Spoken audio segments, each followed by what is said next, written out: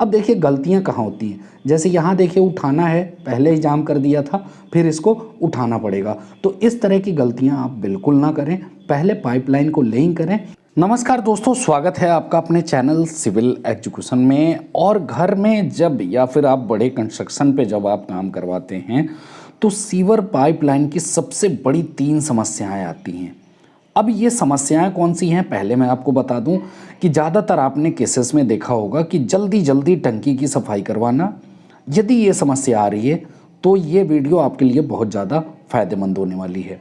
या फिर आप पानी मारते हैं यानी फ्लश करते हैं और सही से क्लीन नहीं होता है पाइप, या सेल्फ क्लीनिंग नहीं हो पाती है, मीन्स आप पानी से साफ़ नहीं कर पाते या हो नहीं पाता। सबसे पहली गलती मैं बताऊं आपको क्या होती है कि जैसे सेप्टिक टैंक का एक इनलेट है, जहां बैठा है वहां देखिए एक लेवल चेक किया जा रहा है और यहाँ पाइप का नीचे वाला लेवल चेक किया जा रहा है। मीन्स जहाँ बैठा था वो बंदा, वो सेप्टिक टैंक का इनलेट पाइप है। इनलेट मतलब जहाँ से आपका स्लज अंदर जाएगा, वहाँ से ये जो पाइप है का नीचे का पोर्शन कम से कम आपको आधा इंच ऊपर रखना जरूरी है। अब रही बात कि ये सबसे पहला और सबसे मेजर पॉइंट है कि यहाँ पे ही गड़बड़ी होती है और आपका प्रॉब्लम आता है, आपकी स्मेल भी आती है इसकी वजह से जब आपका स्लज कहीं इकट्ठा हो जाता है पाइप में। तो अब रही बात कि इसको कैसे करना है। दूसरी समस्या क्या है कि आपका जो पाइप है वो कहीं लेवल में नहीं रहता है, मीन्स एक बराबर जैसा ढाल चाहिए वैसा ढाल नहीं रहता। दूसरी सबसे बड़ी बात कि जो पाइप की अलाइनमेंट है मीन्स सीधा नहीं रहता, कहीं टेढ़ा है, कहीं ऊंचा है, कहीं नीचा है। अब ये तीनों प्रॉब्लम को सॉल्व करने के लिए सबसे पहला जो मैंने आपको तरीका बताया कि जो इनलेट है उससे आपको आधा इंच ऊपर रखना है। दूसरी सबसे बड़ी बात आती है कि जहाँ जहाँ आपके चैम्बर बनेंगे वहाँ पे आपको गैप रखना है। मीन्स देख लीजिए 2 पाइप के बीच में गैप है यहाँ पे जहाँ चैम्बर बनेगा, और चैम्बर के बीच में जितना पाइप आएगा उसको आपको बढ़िया तरीके से वाटर लेवल से चेक करना है। मीन्स लेवल चेक करना है कि जो आपने ढाल दिया है उस ढाल के हिसाब से पाइप है कि नहीं है। अब आपको ये बताने वाला हूँ कि कितने इंच का पाइप लेंगे तो आपको कितना ढाल देना ज़रूरी है। यदि आप 2.5 इंची या उससे कम पाइप यूज कर रहे हैं डाया का, तो आपको 1/4 इंच पर फुट में आपको रखना जरूरी है ढाल। यदि आप 3 इंच से 6 इंच के बीच में पाइप रख रहे हैं तो 1/8 इंच पर फुट आपको ढाल रखना है। मीन्स यदि परसेंटेज वाइज देखेंगे तो जो 2.5 इंच का पाइप आएगा उसमें आपको 2.08% स्लोप रखना है, 3 से 6 इंच में 1.04 रखना है, और 8 इंच या उससे बड़ी पाइप हो तो 1/16 इंच पर फुट आपको ढाल रखना है, जो कि परसेंटेज में 0.52% आएगा। मीन्स अब यहाँ देखिए कि जो बात आती है कि चैम्बर आप बना देंगे बाद में, फिर पाइप के साथ एक समस्या और आती है। ढाल आपने डिसाइड कर लीजिए। अब मान लीजिए कि जिधर पहला चैम्बर है, जिधर से हमारा सीवर पाइपलाइन आ रहा है, मीन्स ये जो लड़के जो शिफ्ट कर रहे हैं या पाइप की ज्वाइंटिंग जहाँ पे कर रहे हैं वो धीरे धीरे ऊंचा होता जाएगा और अपना जिधर सेप्टिक टैंक था उधर डाउन होता जाएगा।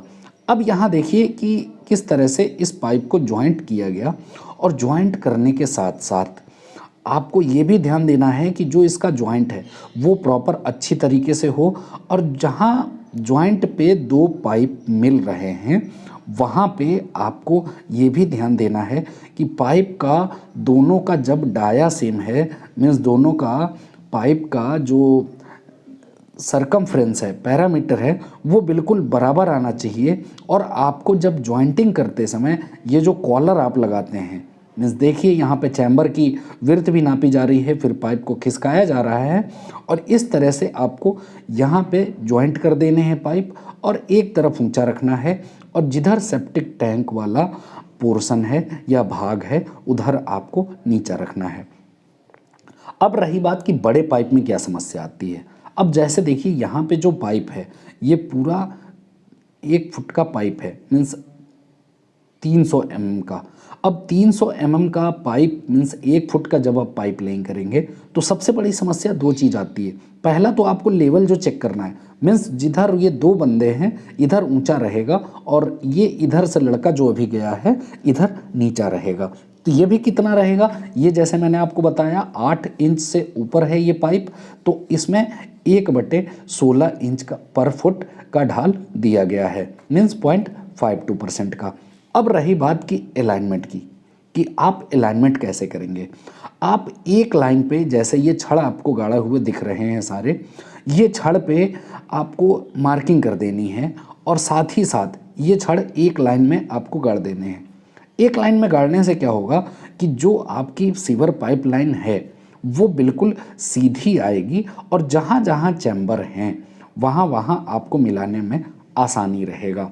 अब रही बात कि चैम्बर कैसे बनाना है, क्या करने हैं। ये पूरी पाइपलाइन देखिए बिछाई जा चुकी है, प्रॉपर लेवल चेक किया गया है, प्रॉपर अलाइनमेंट चेक किया जा रहा है, साथ ही साथ ये दोनों चीज़ें हो रही हैं दोस्तों, और लास्ट में आपको ज्वाइंट करना है। अब रही बात कि चैम्बर कैसे बनाना है, ऑलरेडी मैं वीडियो बना चुका हूँ, हमारे प्लेलिस्ट में आप जाके देख सकते हैं, और भी बहुत सारी जानकारी आपको मिलने वाली है जो कि आप इस चैनल के माध्यम से ले सकते हैं। और साथ ही साथ बहुत सारी जानकारियाँ वैसी हैं कि जो आपके कॉस्ट को भी कम कर सकती हैं, घर बनाने में फ़ायदा भी कर सकती हैं, और किस तरह से आपको घर को मजबूत बनाना है या क्वालिटी कैसे मेंटेन करनी है, ये सारी चीज़ें आपको इसमें बताई हुई हैं। अब यहाँ देख लीजिए कि पाइप जो थी हमारी वो कितनी लंबी, जब पाइपलाइन आती है तब आपको स्लोप में रखना बहुत ज़्यादा इम्पोर्टेंट हो जाता है। तब आपको क्या करना है कि जिस तरह से इसमें दिख रहा है, एक एक पाइप आप लेते हुए आएँ और हर एक पाइप पे वाटर लेवल आपको चेक करना है।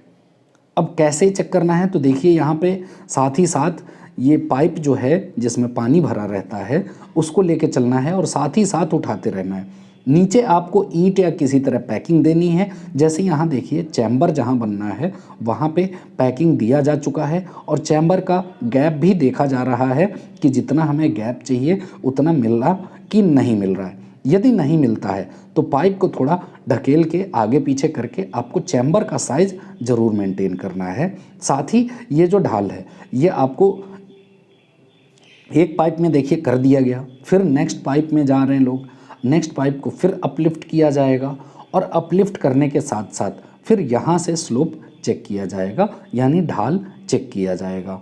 अब इस ढाल चेक करने से आपको ये फ़ायदा होगा कि आप कंटिन्यू चेक करते रहेंगे तो आपको कन्फ्यूजन नहीं रहेगी और जो ढाल जैसा मेंटेन चाहिए जो मैंने आपको बताया उस तरह का ढाल आ जाएगा, जिससे क्या होगा कि आप एक बाल्टी भी पानी मारेंगे तो आपका बिल्कुल क्लीन हो जाएगा पाइप, और लंबे पाइप रहे चाहे छोटा पाइप रहे आपको कोई समस्या नहीं आएगी और बिल्कुल आपका जो सीवर पाइपलाइन है वो अच्छी तरीके से आएगा। अब देखिए गलतियाँ कहाँ होती हैं, जैसे यहाँ देखिए उठाना है, पहले ही जाम कर दिया था, फिर इसको उठाना पड़ेगा। तो इस तरह की गलतियाँ आप बिल्कुल ना करें, पहले पाइपलाइन को लेइंग करें और फिर चैम्बर बनाएं जिससे आपको तोड़ फोड़ ना करनी पड़े और आपका जो सीवर पाइपलाइन है वो अच्छे तरीके से बने। तो इस वीडियो में दोस्तों इतना ही, अब मुझे विदा दीजिए। आपका बहुत बहुत धन्यवाद इस वीडियो में बने रहने।